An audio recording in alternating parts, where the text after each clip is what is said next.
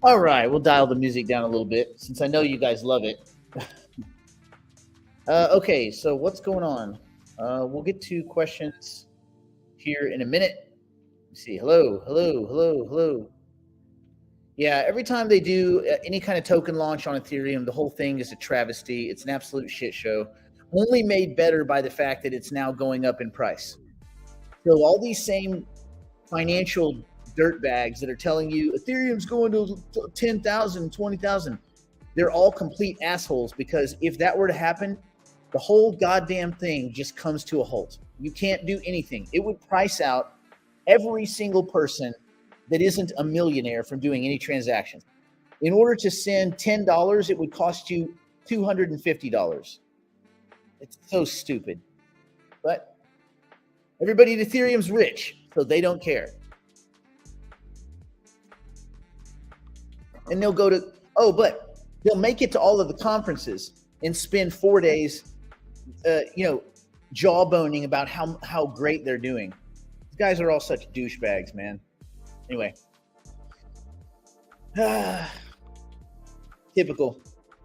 So you just, that even gives you more kind of reassurance that those layer twos are probably the only way Ethereum survives.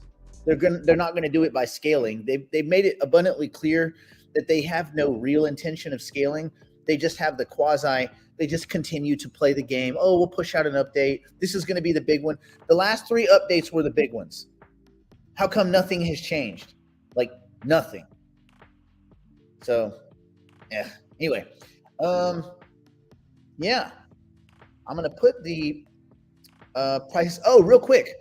You'll notice on the mints at Node Market, we're over 2,000. So once we're done with the 100% return thing, which is going to go on for a while, and basically the way that works is everybody that has a Node Market NFT gets a share of the total revenue generated by Node Market. So all the fees and stuff that go back and forth between trading, all of that goes back to the NFT holders. Just gets distributed out among however many you have. Great. Once the original, that first month group of people has gotten 100% back. They've all made their money back on those original NFTs through, fee rewards. We're going to go back to our schedule of between 20 and 30%. And now it was 20, then it was 21. So it'd be 22% return now from 22% of revenue. And you would think that would scale up as the exchange scales up. So that's good. Okay, cool. So what other stuff do we got going on? We are looking at the realities of taking some of the true AGI equity that we got and trying to convert it into a token, because no one got exposure that didn't have, it was straight equity. So we're looking at what the realities, the legalities are of taking a small portion. We're talking like less than 1%, maybe 1%. Something like that, something very small. And we're going to do a test. One, we're going to make sure lawyers say we can do it. That's the first test. We're not doing shit if the lawyers say you can't do it. We ain't doing it. But if lawyers say we can do it, then we will tokenize some of the equity, maybe a quarter of 1 point, or even less, maybe a tenth of 1 point. We'll tokenize it. We're going to take the current valuation that we paid, which private clients, digital private clients, got early access to that. We got in at a $50 million valuation, and the valuation where they're currently looking for funds is much higher. We're going to go right in the middle. We're going to cut it in half, and that's how we're going to price. Again, if we can do it, that's how we're going to price these tokens. And it would be, how we had the N Twin token. This would be the N True token. And again, if we can do it like legally, I just don't know how that works. I think that secondary market sales are fine, but since it's equity that's been converted, it's certainly not a utility asset. So anyway, we just have to look at how that is. We also may have to limit it to a certain number of participants. So if that's the case, then we'll do like we did with N Twin. We'll have a form, and you'll have a week and people can say, I want this, I want that. But this would not be an asset that you're going to be like going back and forth and trading and doing all that stupid stuff. This is a long-term, very, very illiquid investment. So I would just, but for people that couldn't get in, that missed true AGI and wanted some, we would do it at half of what the current valuation is, what they're looking for, and they got some cool stuff coming out. There's a lot of people in the Singularity Net ecosystem that just didn't get a bite at that. So that's what we're thinking there. And that may be a good option for people. And it's not going to be a little cheapy token. We're probably going to do, like $10 a token or something like that, because this is a different thing. This is not a utility asset. Anyway, that's all the news we have on that. I got like 14 emails, so this solves those emails. We will continue, and hopefully we'll have some answers by this weekend. We're going to talk about it with the digital private clients. What we'll do is a small test. We'll do a small test, and if that works and everything's fine, it'll be only at Node Market. I mean, I guess it could go anywhere else, but it'll be only at Node Market. We will create, obviously, a whole pair system for that, like for all the other assets. Like if you go here and you go exchange, and you go, oh, okay, cool, hypercycle, click on there. You will see this for that asset as well. Know what I'm saying? So there we go. Cool. Well, okay, I can buy, I can sell, yes, and you'll have these. Okay, great. Probably won't be as liquid because that ain't what we're doing. Okay, Smog token. Who would buy Smog token? Oh, it's another Solana meme coin. Of course. When it's working, right? When it, you better hope that none of you are ever on any medical devices that are leveraging the Solana blockchain. You're dead. You're dead. Think about that. Everybody, if you would have been in a life-threatening situation with a Solana phone, you're dead. 5 hours. And that was the fastest they've ever reset. Before, it took days. 5 hours. Oh, I just fell in a ravine. My arms, I'm bleeding. 5 hours, dead. Oh, I just got in a car wreck, dead. Oh, I lost my kid, gone. I mean, like, I don't know if people was like, oh, it's kind of cute. No, ha ha ha, Solana, I love it. I love them gains. That's some stupid illogical thinking. Because imagine how stupid people perpetuate bullshit projects. Not good, man. Not good. That's all right, Howard. What is the current value of? We don't know. There's really no way to know. The value is whatever the last money came in. We were in at a certain price. They're now looking for investment at a other price. They may or may not divulge that publicly at some point in the near future. I certainly will not divulge it publicly.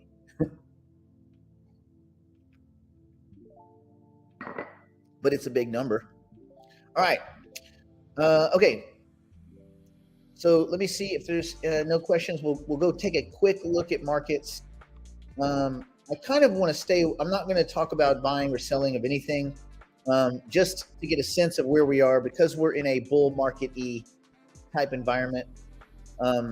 It's best to focus on, some way to quantify utility. Notice that Ethereum's been, lately it was tracking this week.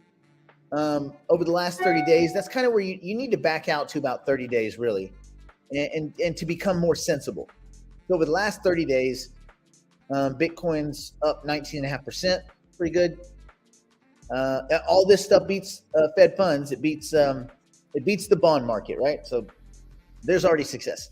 Almost just shy of 10% for Ethereum, but again, I think that's going to run. My guess, who knows? You have the ETF decision like the 10 days into May.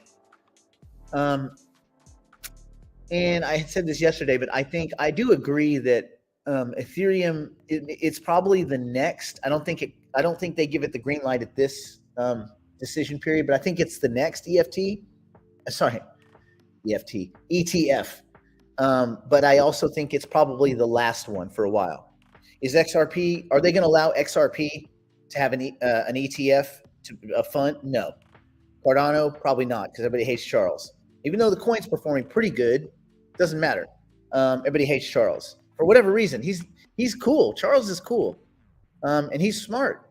He's very intelligent, but he really rubs people the wrong way. Doge, never, never, no reason, doubtful. Like, you just go down the list. It's just unlikely. Anyway, okay, who's having a stellar day? VeChain. VeChain is having a stellar day, and there's probably some old snarky news behind it, but when you're in a bull market environment, these kinds of things can happen. Congrats to those of you. This was something, well, I'm not going to talk about where we got in at, but I think we started, this might be a question for Philip, the ultimate like scorecard keeper. But anyway, this was something we looked at a while ago, and we were like, yeah, there's a gamble there. Anyway, Howard, we always wait your arrival, buddy.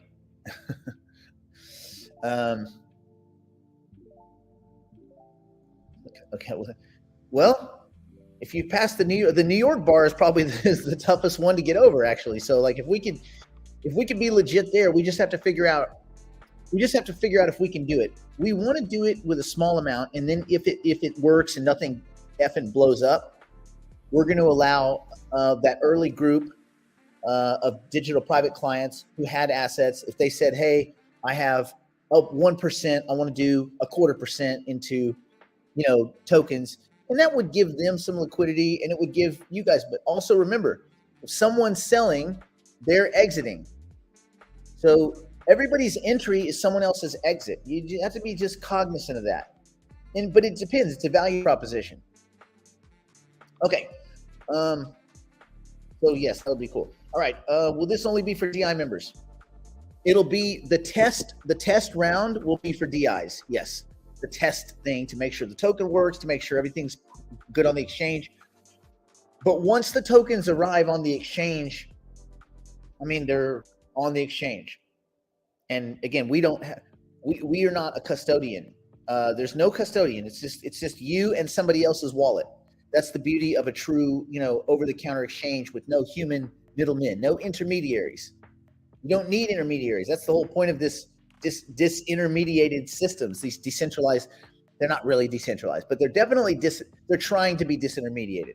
Anyway, okay. Oh, by the way, you're saying, well, what's going to be our teaching today? I'm going to do a quiz like we did Tuesday, but we're going to do a quiz on macro. We're going to talk options. We're going to talk bonds, fixed income. Oh yeah. All that old boring shit. That's right. So get ready. All right. Do you know and have you vetted the people running HyperPG and HyperPool? Please advise. I haven't personally met them and vetted them. They're private companies that are partnered with Hypercycle. Penguin. Sam, do the research. Why would you ask me about that? You should. Okay, everybody here. If I tell you I like something, should that mean really anything to you? Or rather, should you ask what or should you ask why? Let's reduce it to that.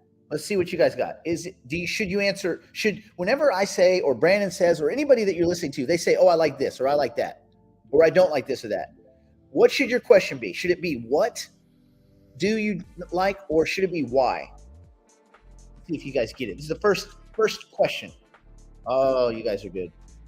Bam, bam, bam. There's 3 people that are not going to fall victim to FOMO, I hope. Bam, bam. Yes, you guys got it. It's why. Always ask why. Never ask what. The what is easy. There's plenty of what's out there. You guys are going to ask.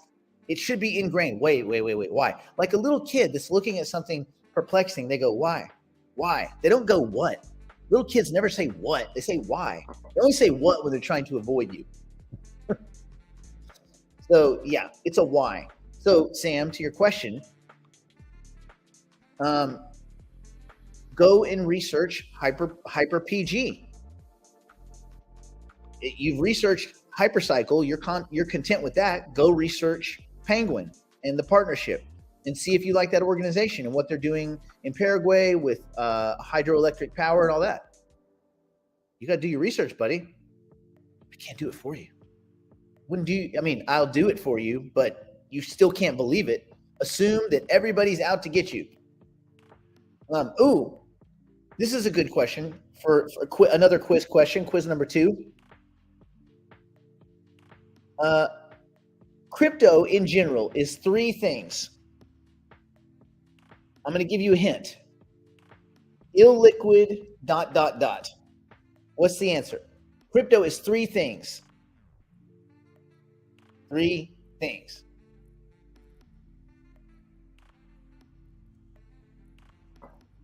And I'll tackle this question. Speaking of layer 2s, why would that be speaking of layer 2s? Cardano is not a layer 2. Cardano is a protocol.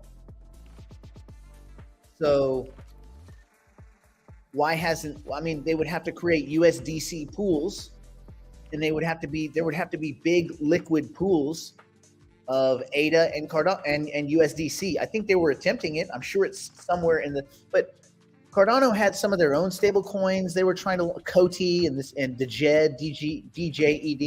They have their own stable coin projects. I think it would be smart for them to be running on for USDC to be running on Cardano rails. Why wouldn't you want your dollar stable coin everywhere? But I don't know. Those are much more nitty-gritty questions for that ecosystem. Well, okay. Aaron asked, Nick, will you be taking any profits on coins that are up over 100%? That's an investment question, Aaron. You got to do whatever feels good for you. Remember, we're public facing. Always ask why. Yes. I like you guys. You guys are good. And never trust Nick. Matter of fact, even on my Instagram, it says, assume I'm scamming you. Because there's been fake ones. And the fake ones, by the way, they never put assume I'm scamming you. And if it says assume I'm scamming you, then assume that you're getting scammed. Yeah, that's good. I don't really want anybody to just agree. You don't have to agree. The whole point of this, why this is different than these other bullshitty places you go to get information, is we're not telling you what to do. We're giving you a framework for thinking that's much more efficient, and that framework for thinking has made us money for many years. Many years of money, a lot of it. That's one thing that I'm not bashful about. You get all these dudes like, oh, do you want to make, look, man, if your thinking's not right, you can get lucky, but you're not going to be consistent. If your thinking's right, if you're thinking about thinking, if you're pragmatic and a critical thinker, and you have game theory and you understand your own cognitive biases, you will just statistically make better decisions, and those will equal money. A lot of it. Period.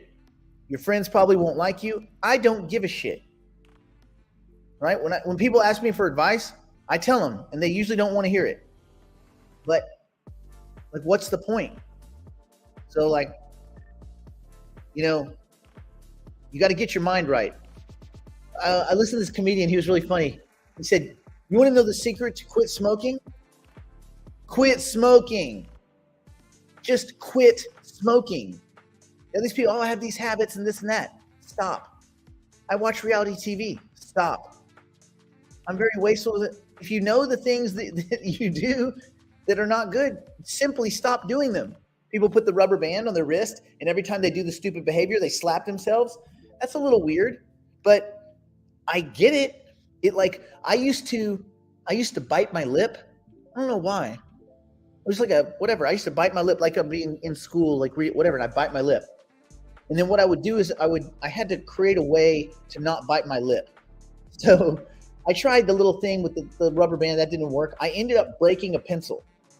So I had pencils. You don't want to break a pencil. That's you don't want to do that. In school, you need pencils. So if I bite my lip, I'll be like, crap, and I would break a pencil. And after I started having to buy those pencils, I ain't biting my lip no more. Lips perfect. So you have to find a way to to get rid of these habits, the easiest way is just be honest and be aware of it. So if we lead you to thinking correctly, and yes, that is correct, illiquid assets on illiquid exchanges traded by mostly sketchy individuals. The good news is every day it seems like another one goes to jail or whatever. We don't know what's going to happen with Tika, but we know it ain't good. Once the AG is looking into you, it ain't good. Don't steal from people, bro. I called that dickhead out a long time ago. Everybody's like, you don't understand. Tika's cool, man. No, he's not, dude. I know people that have worked with him. They hate him. He's a dick. And you know what?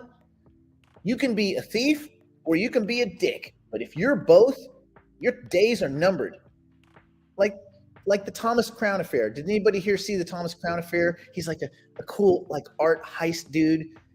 He's like doing art heists. He's very clever heists. And like replacing this with that and all this kind of crap. You're like, yeah, Thomas Crown, yeah. He's cool. Why? Because he's debonair. He's Pierce Brosnan. He's not a dick. But if he was a dick, you'd be like, man, I hope that guy gets arrested. No, that was a great movie. Cool music. So good.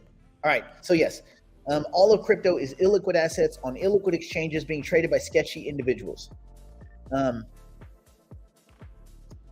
Someone was asking me yesterday, I was having lunch and they were like, just this whole crypto thing's so confusing. I was like, well, wait a minute. Why is it confusing? You have money in your bank account, right? Yes. Okay. Is it paper money in a box or is it digital money? They're like, digital money. I'm like, cool. Okay. That's digital money already. Already the world is digital money. Yes. There's some little paper notes floating around to represent currency for stooges, but mostly the world is already digital.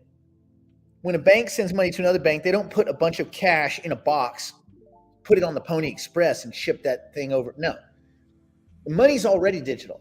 The difference is instead of a bunch of banks and quasi-central banks and bankers in the middle of these transactions deciding when a transaction is good and when it isn't, you've replaced it with software. That's it. And that software solves a bunch of computer science problems. The biggest one was the Byzantine generals problem. And that's a situation. Has anybody studied the Byzantine generals problem in computer science? It's a very interesting game theoretical problem where how do you, I'm going to butcher it and simplify it, but how do you do business? How do you do a transaction with untrusted parties? How are you sure, like the swap, the handoff, how does that work? Right? And in this case, the Byzantine generals, the classic problem is you have a city and that city is a rectangle. Okay. Let's just think of a square. And at each corner you have a different army. These armies have all agreed to work together, but they're not necessarily friends. Matter of fact, they're not friends at all. They're frenemies. And so each one of them would love to have the city all for themselves. But there's no way. Either they all storm the city and take it over and split the spoils, or they don't.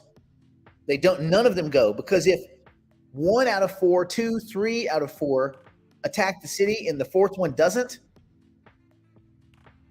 then it will fail because the city's defensible, right?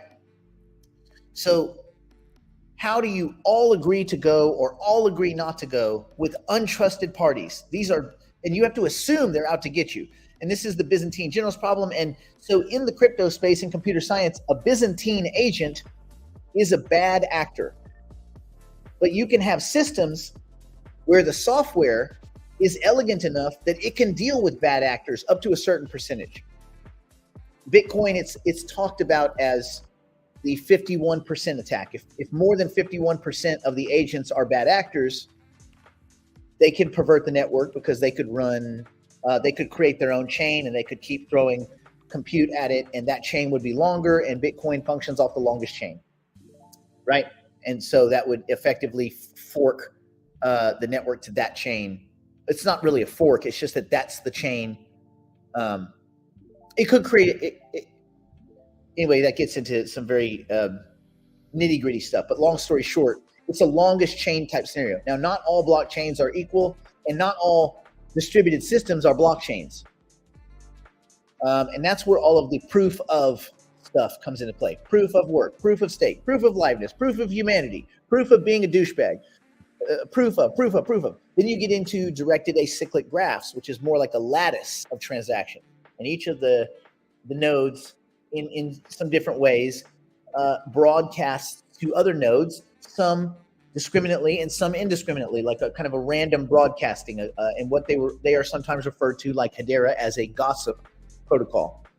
And then other nodes will gossip about the gossip that they heard, and in that way you can see that whole transactional history just through the gossip of these nodes and their direct and indirect broadcasting of transactions. That's basically how a directed acyclic graph structure works. So anyway, and there's a few of those, and they're kind of cool and they're very fast, but it's give and take, right? Like there's a lot to it, but what crypto did simply is replaced middlemen with middle software. Okay, and I'll give Novogratz credit. He said middleware. I'm sure he got it from somebody else, but he did say middleware in an interview. So even though I think he's a complete douchebag idiot, I don't think he's a thief. I think he's just an idiot. And remember, idiots, they will lose you money the same as a thief. They're just dishonest about it because they'll defend their position. So in some ways, he's worse. But never ascribe malice when stupidity is usually the answer. Okay. Let's see. Let's see if I die from a seizure tomorrow, next week, with you and Brandon receive an email with my kid. You better not. I'm taking your shit, buddy. I'm gonna party. I'm gonna party like there ain't no yesterday. You guys saw it. Howard's giving me all his stuff. You better make that email to Brandon, because I'm absolutely partying with all your stuff. I'm gonna smoke crack until, and my cats, me and the cats are gonna smoke as much crack as we can get. All right. Let's see. Was there anything else exciting other than VeChain? What a weird. Just so you guys know, VeChain is I was very bullish about VeChain long ago because I thought, okay, here's a chance to get in some kind of protocol exposure in China. It kind of checked all those boxes of projects that would be very hard to kind of get a hold of. I'm glad it's going up. Is it ever going to see 26 cents again? There's no way to know. We're going into a big bull market, I think. So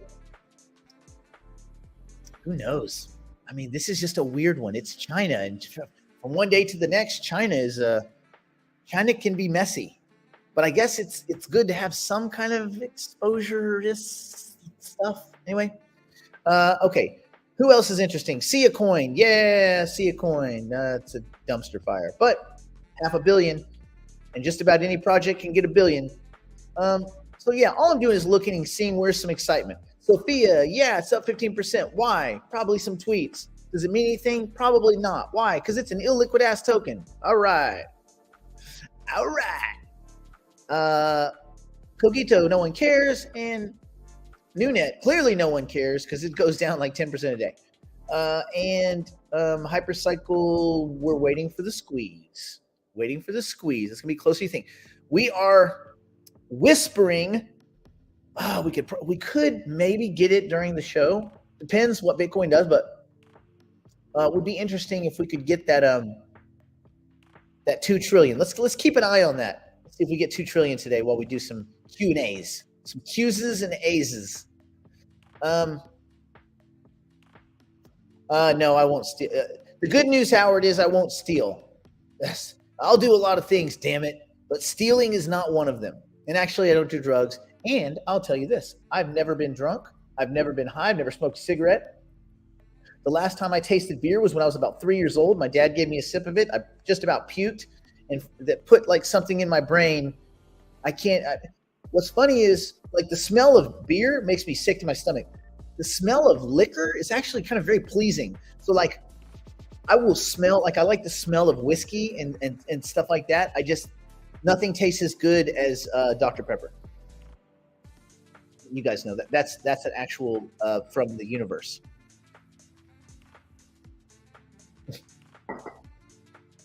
Anyway, yeah. He's got a dead man switch, Mary. Got a big old dead man switch. Yeah, I don't steal. In the Navy, that was the first thing. We don't lie, cheat, or steal, nor tolerate those among us who do. Um, well, even there is a lie, right? Like the Navy's been caught lying all the time. So whatever. But yeah, you gotta have some rules. All right. Let's look at some questions. Let's look at some macro. Go big. Okay, macro questions. Let's keep an eye on that. Oh, 1980. Ooh, 20 billion away. I know that sounds like a lot, but that's really not. Okay, first question on the agenda. Go back small so we can look at this.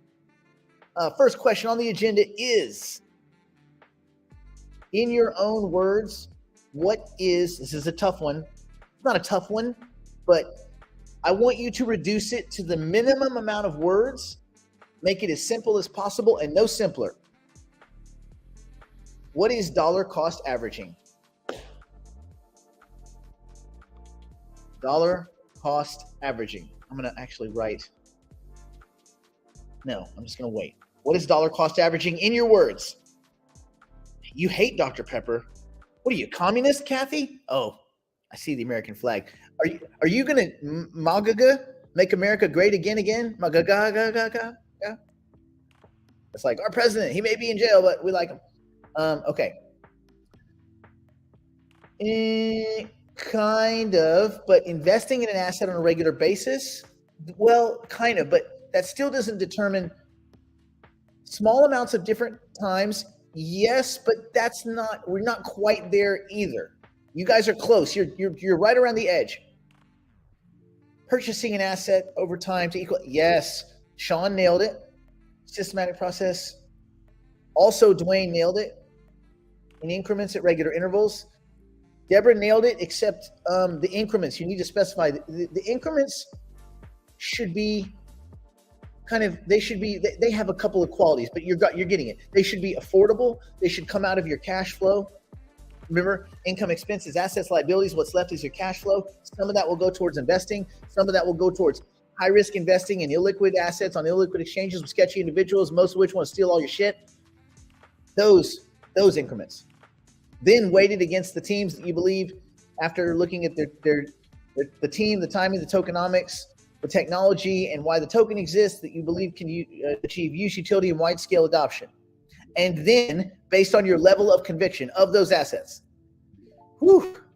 But yeah, you guys basically got it. Same amount of money.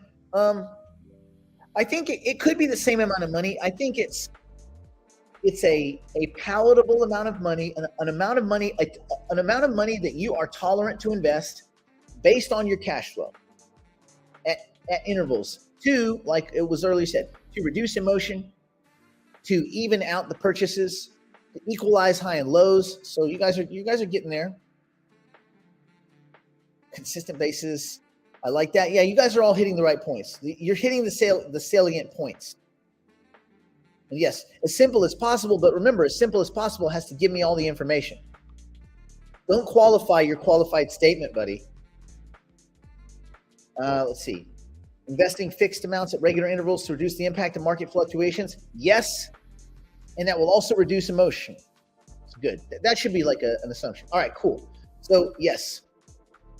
Dollar cost averaging is a term I'll mention from time to time. Essentially, it means spreading your investment over a longer period of time and investing on intervals, randomized. Yes, you guys all nailed it. Okay, good. Now, that's not fair because you guys won't get that one. I want to give you ones that you can get, but that you're going to have to dig a little bit. Ooh. What is the aim of studying economics? What is the aim of studying economics? This is going to be a tough one. I'm looking for one word, really, one specific word or one set of phrases. What is the aim of studying economics? And I guarantee you, anybody that's in the field of economics, they won't get this. Jeff Snyder would get it, but that's about it. Let's see what you guys got. What do you guys got for me? All your money to crypto. Get done. You nailed it. Well, that's part of it. I mean, that's part of studying all of this. I mean, obviously, you all want to be a competent fiduciary. Yes, okay. The fiduciary part's correct, but that's not really. This is more along the lines of markets work, market behavior, but even more specific. The thing about economics is it is the study of how humans interact with scarce resources. Let me bring up the banner. The aim of studying economics is to understand the decision process behind allocating the currently available resources. The needs always unlimited, but resources being limited. Does that make sense? It's about resource availability. It's about the limitations in resources, the complexities of the market clearing mechanisms that transfer value related to those resources. It's not always transferring those resources. A lot of times, most times, all of those resources are financialized. And then you're in some weird perversion where you're trading synthetic calls on assets that, anyway. All right.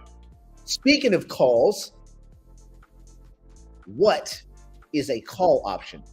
Ooh, very good, Tracy. She the only one that nailed, she, he, or they, I can't assume pronouns, the only one that nailed resource. Oh, no, David got it. Resources, good. I was looking for resources. Let's see, who else knocked that? Okay, what is a call option? Good old-fashioned call option.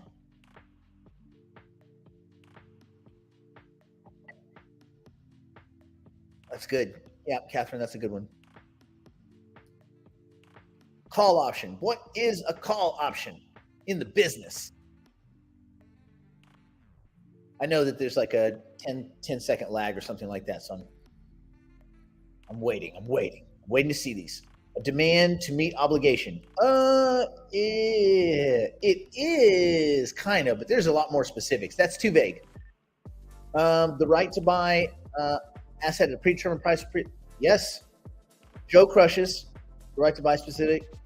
Sounds crushes. The right to purchase or sell. No. Calls are on the calls. Well, that's too vague, Dale. You're right. You could purchase or sell the call option, but the actual asset, the underlying asset, it's the right to, I'm going to put the definition and then I'm going to describe a little bit, but so that you guys get this. The contract itself gives the option buyer the right, but not the obligation to purchase an asset at a specific price. Does that make sense? To purchase at a specific price. Okay. Whew. Now, can you buy or sell those? Yes. What is a naked options contract? What's the difference between a naked contract and a covered contract? Naked and covered. Howard, don't answer this because I already know you're going to get gross with it. You answer it in your mind. You do not answer it on paper.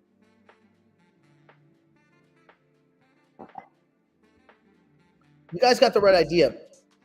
Let's see if you get the specifics. Naked. Yes. Naked, you don't own the asset. Covered, you do. No, it's not really one-sided. Naked just means you don't own the underlying asset. Yeah, you guys are nailing it. Now you're getting into the nitty-gritty. Nice. No stop loss? No. This has nothing to do with stop loss. Dale, you not have the security. Yes. Naked selling and buying is super dangerous. Covered means you have the underlying asset. Yes. Good. Okay, you guys already know more than your brokers. You realize that, right? Even though this is on the Series 7 and the SIE 64, whatever it is. Okay, put options. Let's do it. What's a put option? I'm going to tell you. It is a contract because we just did call options. It's the other side. It is a contract that gives the options buyer, remember the person buying that options contract, the right but not the obligation to sell or sell short a specified amount of an asset at a pre-specified time. Now, why people get so confused about this? There are covered puts. A covered put is basically a cash secured put. So think, covered call, I own stock, like you own Apple shares. I sell calls against it. Someone else is buying those calls. They want the right to buy my shares. I'm going to sell them the opportunity for the right to buy my shares at a specific price. They may or may not exercise that. I get my money no matter what. And if they do exercise, I get my money and I get my strike price, right? So that'd be a covered situation. That would be covered, okay? A put option itself is the opposite of a call option. It's the option that gives the buyer the right but not the obligation to sell. Now, the other side, you have a covered call. I own the asset. I sell calls against it.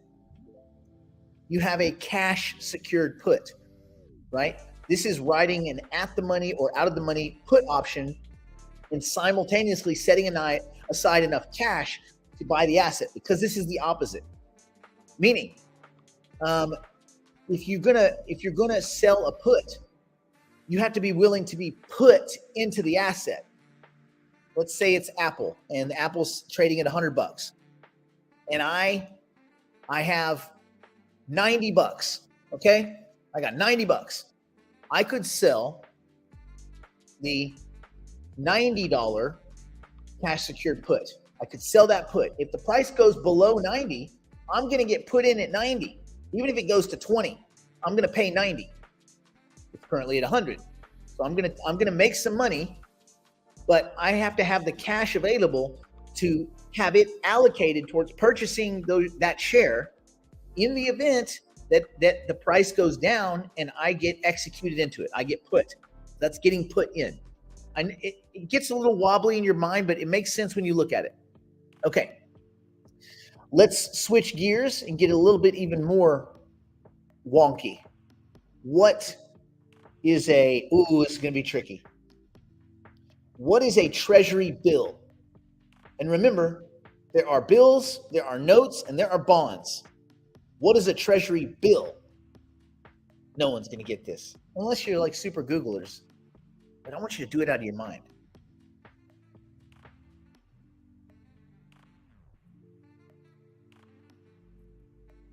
What is a treasury bill?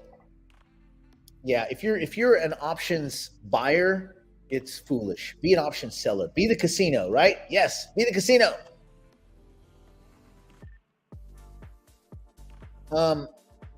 Exactly. If the price is 100, they're not going to put you for 90. But in order to sell the put, in order to sell the 90 put, you have to have 90 in cash. You can't sell a cash secured put without the cash. That's the whole thing. You can't be a put seller without the cash. You can be a put buyer for the premium. Short-term U.S. debt. Go on. Short-term U.S. debt issued by the federal government that mature over time. Okay. You guys are good. Short-term government securities with maturities ranging from a few days to 52 weeks. Bills are sold at a discount from their face value. Okay, so bills, just think a year or less. What is a bill for us? A bill is a trade, right? Our trades are a year or less. Bills, trades. Now, what is a treasury note? What is a treasury note? And again, along the treasury bill curve, there are certain maturities that are much more interesting to banks and investors. And the reason banks and money markets and things like that are in the government debt market is it's a very safe, liquid market usually, and they know they're going to get their cash back, and they're just making money with money. Like, why have it sit in my bank account when I could be making, some basis points on it, something 4, 5, 6, depending on where on the maturity on the curve you are, right? All right, short dated government security yielding no interest, but issued on date redemption. Yeah, you got to be a little bit more. The most liquid government short-term debt. Remember, bills, notes, bonds. There's 3 areas: bills, notes, bonds. It has to do with where they are on that curve. Treasury notes, government securities that are issued with maturities of 2, 3, 5, 7, and 10 years. They pay interest every 6 months. Okay. Bonds also pay every 6 months, but they have different maturities. So bills, we talked about now. Notes, think BNB, like BNB chain, bills, notes, bonds. What are treasury bonds? What are treasury bonds? Well, this encompasses, if you're talking about Tim, that's notes and bonds. It's kind of mixed in there. That's security issued by government, fixed rate, interest rate up to. That's on the bills. That's a bill. 1 to 3 year. Yeah, kind of, but it goes up to 10. Long term. That's right. We're at the long end of the yield curve. And what is the most realistic determining factor for where yields fall? A way to think of it is that a yield curve, I mean, if you go back to kind of the only kind of economists that we really actually believe know what the F they're talking about. A yield curve is a reflection of growth and inflation expectations. Okay? I want everyone to write this. The yield curve is a reflection of growth and inflation expectations, right? Sloping up and to the right, healthy. Sloping down and to the right, inverted, not healthy, right? You want a gentle slope up and to the right. Why? Because you should get paid more for giving the government your money for a longer period of time. All right. Yes. Growth and inflation expectations. Yield curve is a reflection of growth, not just growth. Growth and inflation expectations. You're always thinking about that. If you think inflation's 5% a year, are you going to give your money to the government for 3%, 4%? You got to at least beat inflation. No, you're going to go look somewhere else. You say, man, if that's where inflation is, there's got to be other places to make money. Got to be something going on. I'm just going to get eroded. My savings are going to get eroded, right? And if people are hiding in the government debt markets, when people pile into debt, what happens to the yield? The yield comes down. You can think of that yield as a measure not only of growth and inflation expectations, but competition for those instruments. The more people piling in, the less the rate comes down. The price of the bond goes up and the rate goes down. They're like on a seesaw. Growth and inflation expectations. Yes. Okay. Bonds.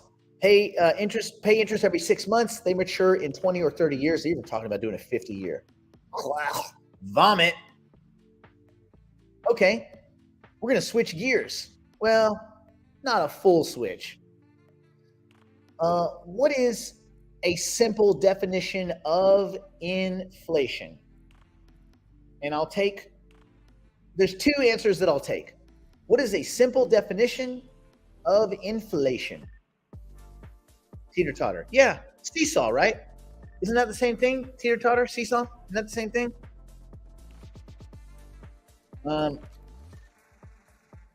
Yield curve is a graph that shows the relationship between interest rates and the maturity of bonds. Yes. With an inverted yield curve, it seems to say no one wants to own long term. It could say that. You could have a situation where you have, I mean, there's definitely a lot of indecision, and you don't know where the economy is going to be way out, and so you decide, you know what, I'm going to roll over my debt at shorter rates because I just don't know. Or you might say, when you have a flat or inverted yield curve, because you could also have a situation where everybody's piling into the end. Now, the whole thing should move together, but you can have it roll over, and that's bad. That's typically a sign of like a deflationary environment or something leading to something leading into a recession. Mostly. All right. Yes, monetary phenomenon. Good. A little bit more. Too much money chasing too few goods. True. Also true. It's a monetary phenomenon, but it's a little bit more than that. Reduction in the value of money. Yes, but it's kind of like it depends why. You need a little bit more. Always and everywhere. Yes, correct. Inflation is always and everywhere monetary phenomenon, and it cannot exist without the monetary component. And yes, the Fed, that is correct. You copying, pasting, son of a bee. But yes. Sure. Yeah, I know, right? Okay, so there's two ways to look at it. One, sustained consumer price increases. Sustained, not 6 months, not 2 years. Sustained, always and everywhere. Pervasive price increases usually due to the increase in money supply in the hands of people. If you increase the money supply, but it stays on a bank ledger, nothing's actually happened in the economy. If the money doesn't escape, it can't be inflation. Yes, the currency can exist, but it doesn't matter if it's locked behind a gate. So inflation is always and everywhere a monetary phenomenon, and it cannot exist without the money part of it. And really, to be honest, I should say the currency component. The currency. You print more currency and that currency gets into people's hands. Now it's more currency units chasing the same amount of assets, or a relatively fixed supply of assets, or a supply shocked amount of assets. You can go the other way, right? You don't have to increase the money supply. You decrease the supply of those resources, right? Those non-infinite resources. What is a good way to think of the difference between small e economics and big E macroeconomics?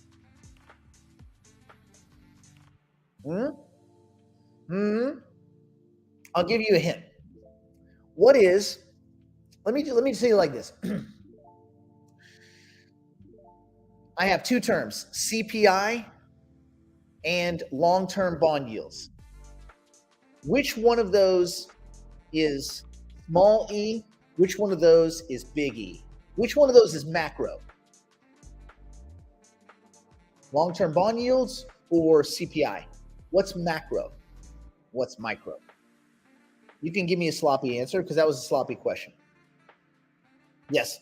Not printing money, to be technical, to printing currency. Money is anything that extinguishes debt. Money could be a variety of things. Yes. Micro is local, macro is global. That is absolutely correct. I'm looking for which one is which. Bond yields are macro. Yes. Talents nailed it. Nailed it. Joe nailed it. Sean nailed it. Yes.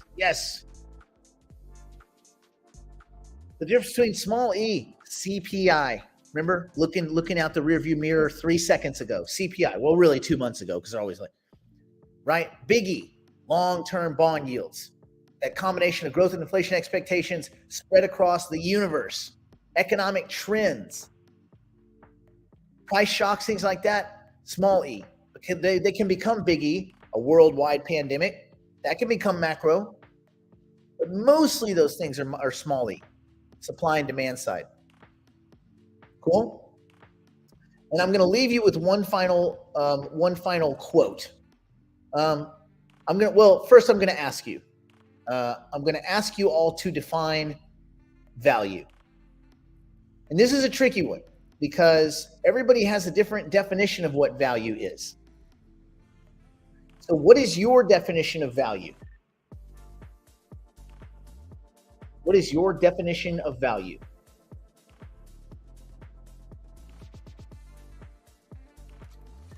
Let's see what you guys got. What do you think value is? And this could be different for each person. So as simple as possible, but no simpler. Well, you're still thinking in terms of money. I think Howard kind of nailed it. I mean, Howard is the first one that nailed it. It doesn't have to be up. I mean, I guess it's kind of on an emotional upside, Sean. What I'm willing to give up or pay for something. Yeah, but that may be how you price it. It's not about pay. You don't pay. I mean, you might go help somebody and get value out of it. You might get a smell of flower and get value out of it. I think this could be correct. The importance, worth, or usefulness of something. You guys are perception of worth. That's getting close. Nevin, nice one. Material things that they don't always have to be. Value is anything I want. Close. I mean, I think how important, that's good to enjoy life. I think we want to enjoy life, Kenneth, but I don't know if that's the definition of value. I think it's more, I think it could be a little more simple than that. I'm going to use a quote. And by the way, this is not Jerome Powell. Okay, just so you know. If people value something, it has value. If people do not value something, it does not have value. There's no intrinsic. This whole idea of intrinsic value doesn't exist. My definition of value is, it's kind of tricky, isn't it? It is an intangible measure of happiness, and it's different for each person. I think it is, at its core level, the amount of happiness I attribute to a person, place, or thing. That's the name. That's all of them, right? The amount of value that I would place, the amount of happiness I can distill out of a person, place, or thing. I think that's, and it's a little bit different for everyone. What you believe you deserve. Well, you might not deserve. I mean, you know, Ted Bundy, did he deserve value? I don't know. Maybe he does. Maybe his last meal was like valuable last meal. Yeah, value. It's funny, but you're not supposed to use the question and the answer. I don't think you can say value is what is valuable to you.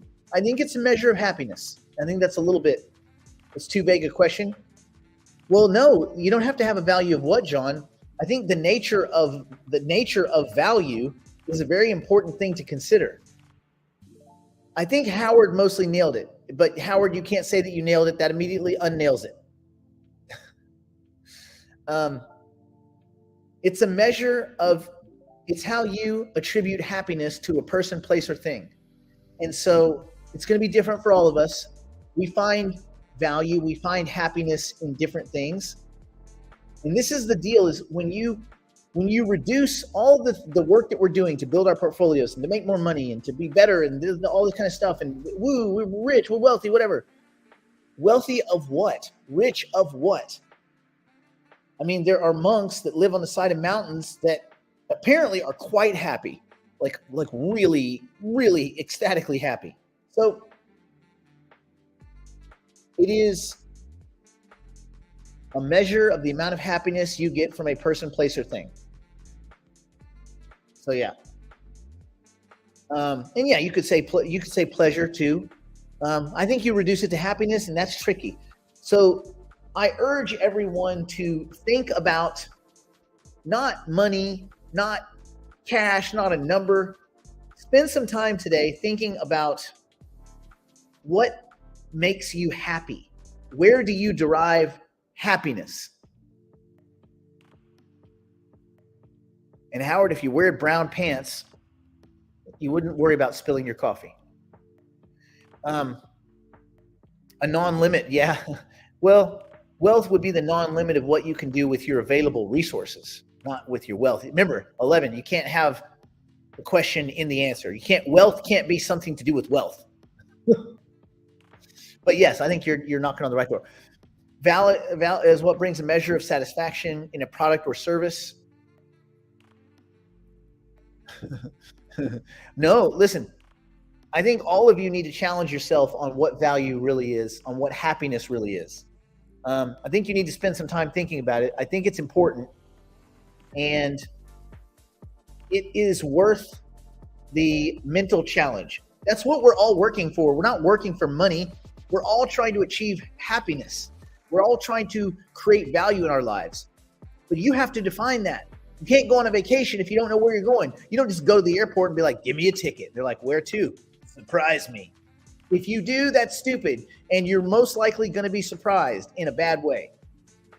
You need to have a destination in order to have a journey. This is a financial journey. Have a damn destination. Have a girlfriend half my age. Well, maybe, but I'm sure that comes with a whole bag of complexities as well. Anyway, stay in school. Don't do drugs.